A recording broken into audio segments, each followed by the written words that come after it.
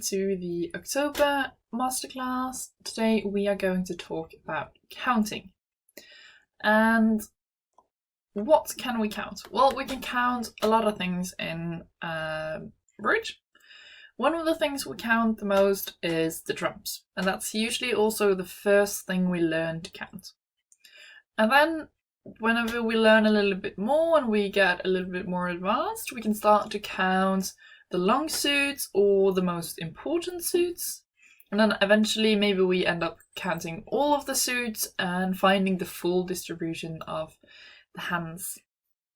We can also count the points, so it's not just the number of cards, but also the honor card points. So first, we are going to talk about counting trumps.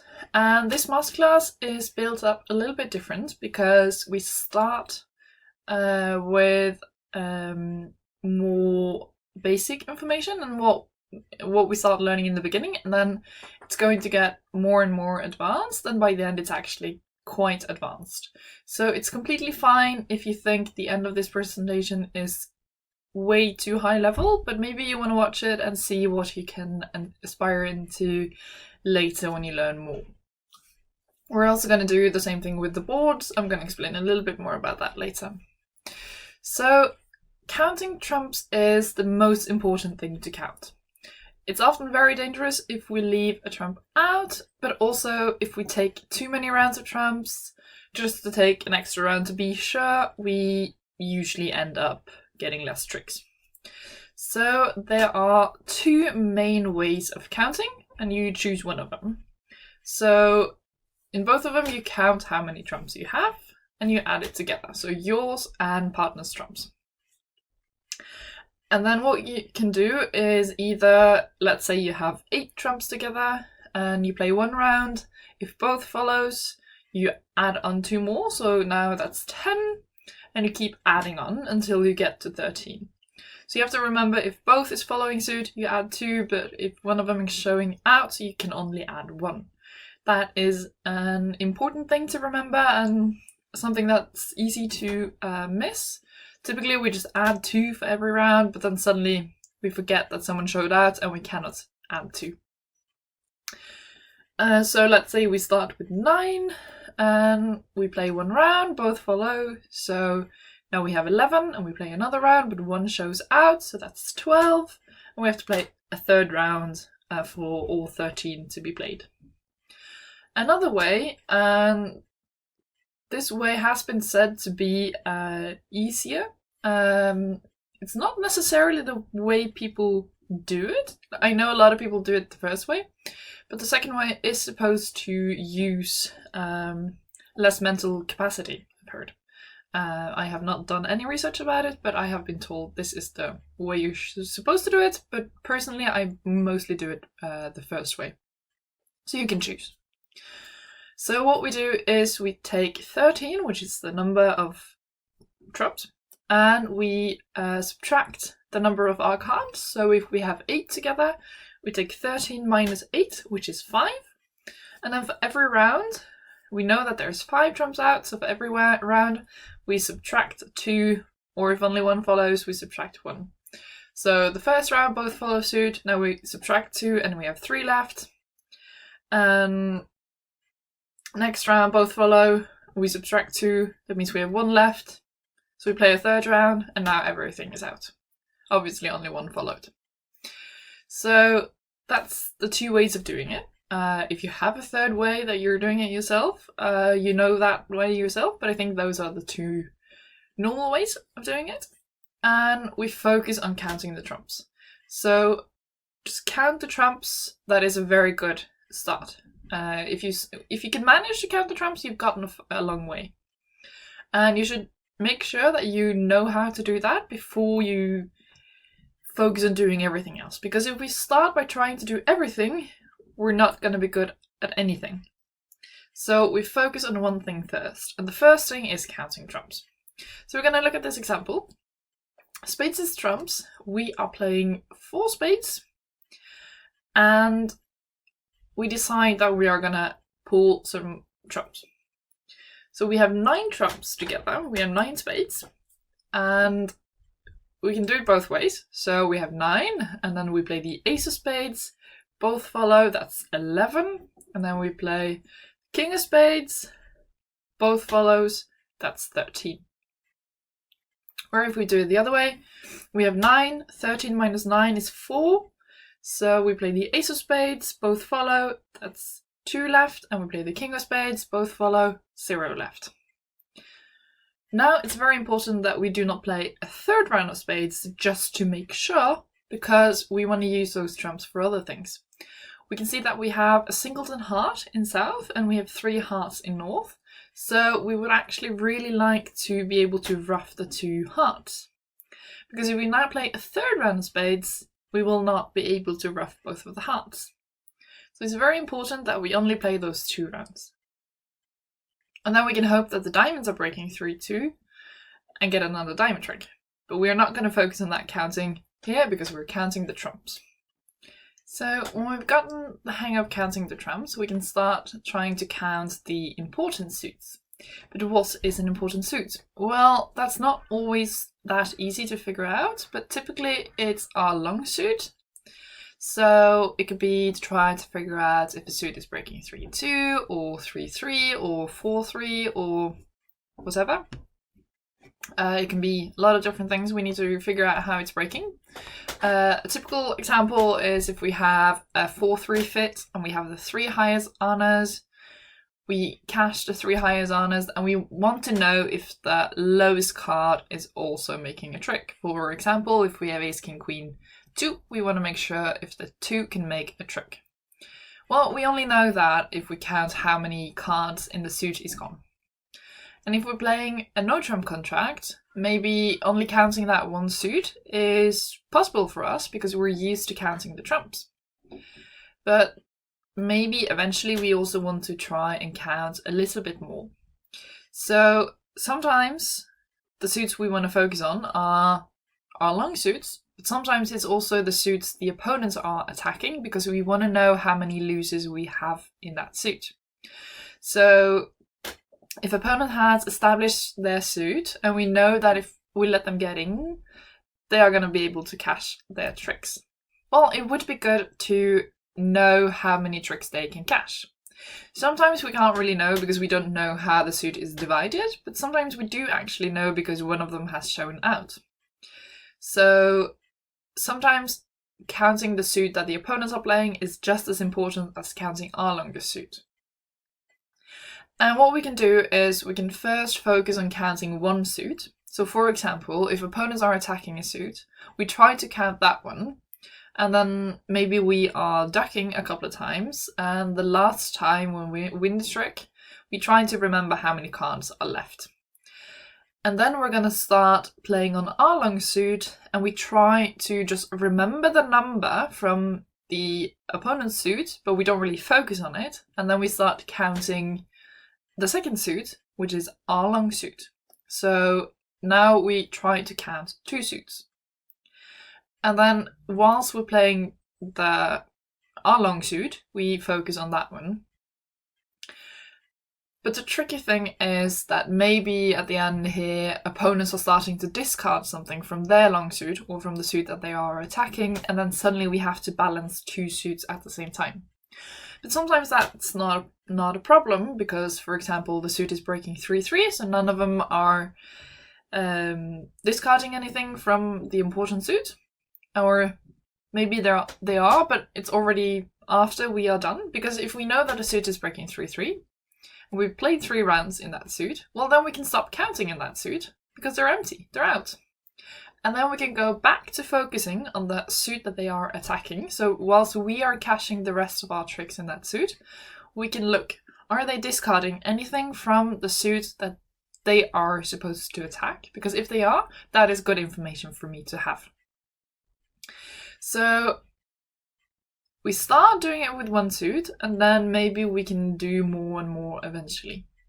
So we're going to add on. So here in the first example, where we only have the spade suit, we see that it is very important to count the spade suit, because if we take the ace of spades, if the jack is not dropping, we cannot do anything here. So we try to take the king, And if the jack is still not dropping, the 10 is still not good, so we try the queen. And now if the suit was breaking 3-3, we can cash our 5 of spades as well. But if it was breaking 4-2, the 5 is not going to be good enough. So either we can do this by remembering how every suit is supposed to break, but that can be a lot of information. So it's probably easier to just try to count out the number of cards. Some people might decide to focus on the distributions instead. So if we know that we have a 7-card fit, we know it's either going to break 3-3, 4-2, 5-1, or 6-0. So maybe you don't actually count the cards, but you remember the rounds of cards you played, and then once they follow or show out, you know how it was breaking. But that sounds more complicated, but whatever works for you. And it's important to know that as a standard, we would rather play ace, king, queen, and then the low than playing the finesse in the spade suit here. Some people might try to play the 10 to the jack, or finessing out the jack. That can absolutely work, but in general, we usually play ace, king, queen, and assume that the suit is breaking 3-3, and if it is, we cash the last one.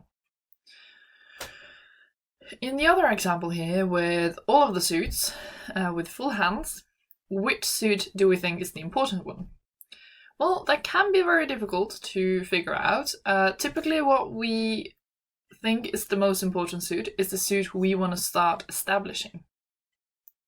And here I'm thinking that I can get quite a lot of trick in spades if the spades are behaving. So I already have 3 spade tricks, but if the jack drops, my 10 is also good. But if the jack and the 9 drops, my 8 is also good. So here I can either just focus on the jack and the 9, or I can try and count to see if it's going to be possible. Because maybe what happens is the 9 drops, but the jack doesn't, and then we want to see if we want to play another round. So in the spades, if it's that's probably the most important suit we want to look at. But also, both the hearts and the clubs could give us more tricks, so we could end up counting in those suits instead. So here is quite a difficult board to figure out which suit we want to count. But I would advise starting with the spades. And then we try the spades, and if the jack at some point appears and we have counted, we know maybe it was breaking 4-3, so we know that we can take the rest of the tricks as well. Well then, we can focus on a new suit because we're done counting the spades. So once we're done counting the spades, we can shift our focus over to a new suit. The only problem with this is if someone has discarded a card from that suit.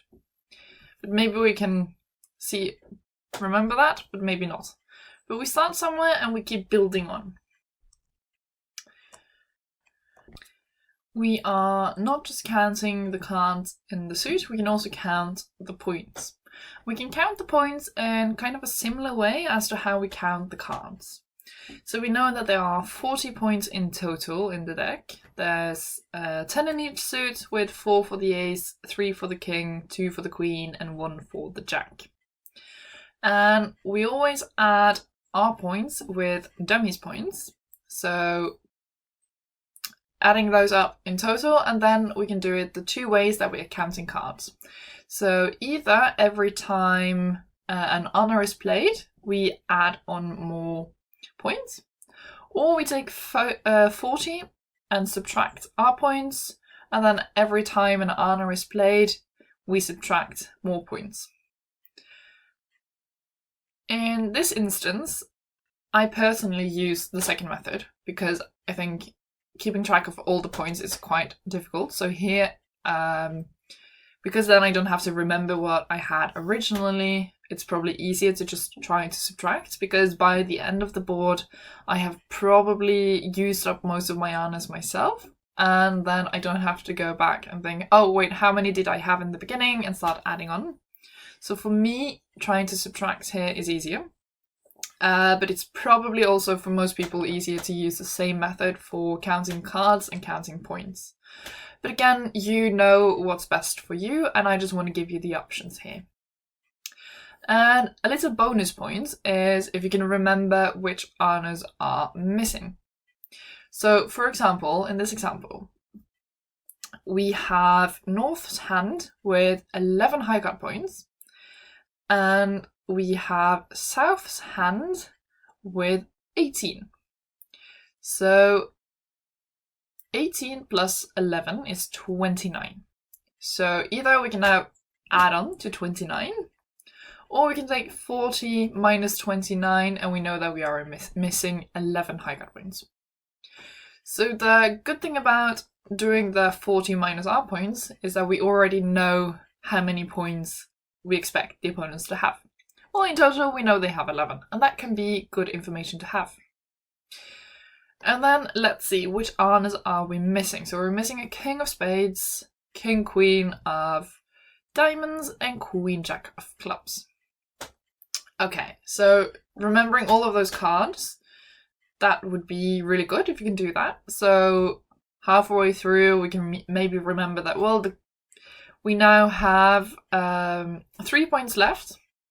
Okay, so was the 3 points, was it the king of spades, or was it the king of diamonds, or was it the queen jack of clubs, or maybe the queen of diamonds and the jack of clubs? There's a lot of options here. So if you can actually remember those cards, that would be even better. So sometimes we think, well, why are we counting points? Is there really any reason for doing this, or is it just to test our memory? Well, sometimes it can just be to test the memory and you can brag to all your friends, but sometimes it's also really smart. This is especially if opponents have been bidding, but also the fact if they haven't been bidding, especially if they've pre-passed, so they have passed before they were dealer and they were passing, or they were passing before anyone has opened. We know that they most likely do not have 12 points or more. So maybe if we have to make a choice of which way to take a finesse or something else, it can be good to know this information. Now, of course, we are quite strong, so none of them would have an opening hand. Well, maybe if one person has all 11 high-card points, they would. But sometimes we have way less points, and it would be very good to know where they are distributed. So one thing is, do we know how many points are left? But sometimes it could also be quite good to know how many points each opponent has shown. So the more information you can manage to remember, the better. But it is definitely quite difficult to remember all of this. So, for example, in this board, we want to know if we should take the spade finesse by playing the ace of spades and the queen of spades and then ruffing if opponents play the king, or if we should play a spade to the queen. Maybe we just have to guess, but maybe also knowing opponents' bidding can help us here. And this is also something we can do as opponents. And sometimes it might be easier whilst we are defending. Because opponents, if we are defending, opponents have usually bid a bit more. Maybe they have open and no trump to show 15-17. Or maybe they supported partner showing 6-9. Or any other example. The more information we have, the easier it is to pinpoint how much we should expect everyone to have. So what we do is we add our points to dummies points, and then if we have any information about the declarer's hand, we try to figure that out as well, and then we can see if we expect partner to have anything. So let's say opponents have gotten 3 no trump, we can expect them to have somewhere around 25 high card points. If we have 13 ourselves, are we expecting partner to have a lot? No, we are not. We are not expecting partner to have basically anything. Partner can have maybe a queen or a jack, maybe if we're lucky a king, but nothing more. So our plan in defense should not be for partner to take a lot of tricks. It should mostly be for us to take the tricks. Or maybe if we can establish partner's long suit, that can help. But in general, we should not expect a lot from partner. So maybe counting the points can, for a lot of people, feel even more important as a defender. And then once we've managed to do all of this, we can try to do the full hands. So that can either be done by just a distribution or also trying to just pinpoint everything. So the more information we can manage to keep in our head, the better, but this is getting very complicated. So please do not lose your motivation because you're thinking, oh, how am I going to be able to do this? This is not possible. It's not possible for most bridge players, so that's completely fine. I just want to inspire you guys to see what you can work up to. Because maybe at some point you can manage this. I've also been in a situation where I have absolutely no way of doing this. It's not like I was born counting the cards and figuring out the distribution. It's something I've been working towards. So here it would be counting all of the suits. And also a good idea is to make a suggested distribution. So maybe already when we see the hands, we want to go, okay, I'm thinking maybe the suits are divided this and this and this way. But what is very important, and a mistake I make way too often, is that we have to make sure that all of the suits, so the clubs, the diamonds, the hearts, and the spades, must equal 13 cards, because no one will have more or less than 13 cards. So it cannot be, I think they have 5 spades, 5 hearts, 3 diamonds, and 3 clubs, because that would be 16. So that's just not possible. And sometimes you're thinking and you go like, okay, so this suit is divided this way, and then this suit is divided this way, and so on. And then by the end you're thinking, I think I have a good suggestion. But then a very good idea would be to add it all together and see, does it equal 13? Because if it doesn't, something has gone wrong. Maybe we have forgotten about a card, or we counted a card twice, or something. But something is wrong. So that is always a good check after we're making a suggestion. And then also, is there any information we have from the bidding that can make our suggestion better? And then it's also very important. So we make a suggestion, and maybe we have to, or we almost always have to update this suggestion throughout the board when we have more information. But what is important to know is the difference between what is certain and what is suggested. So, for example, did someone show out in a suit? Okay, if they did, then we know exactly how that suit is divided. Let's say we are missing 6 cards in one suit, and we play the suit once, and both are following, and we play the suit twice, and only one person is following. Well, how is the suit divided then? It's divided 5-1. Because we obviously we know that one person who showed out has only one. But if we're counting all the cards, we also know how many the other person have, because we know how many is missing. Or maybe all of the cards in the suit has been played, then also obviously we know how they were distributed if we manage to count. But this is taking a lot of capacity, so doing this in a long tournament can be very difficult. But if you want to try, I suggest that you try to do this and you just see how it goes. You can do it whilst you're playing on Bridge, and you don't really have to think about anything else. You don't have to do a lot of boards. You can do 1, you can do 2, you can do 1 a day for maybe a full month to see how it goes. So that's how I started doing this. And also how we're going to do it today in the tournament. What I'm going to do in my videos, of course you can do whatever you want when you're playing, but what I advise you to do and what I will be focusing on in the videos is that in the first 2 boards, I will only focus on counting the trumps. And that is for the less experienced players who think counting the trumps is enough to do. They have those 2 boards. Of course, everyone are welcome to play all of them, and if you want to play the later ones, you have to play all of them. But in the first 2 boards, we count only the trumps. And then in board 3 to 5, I will be counting the important suits, and I will analyze why I think that suit is the most important one. Maybe I will try to tell you how to do 1 suit and then a second suit, and how to do that without mixing it all up.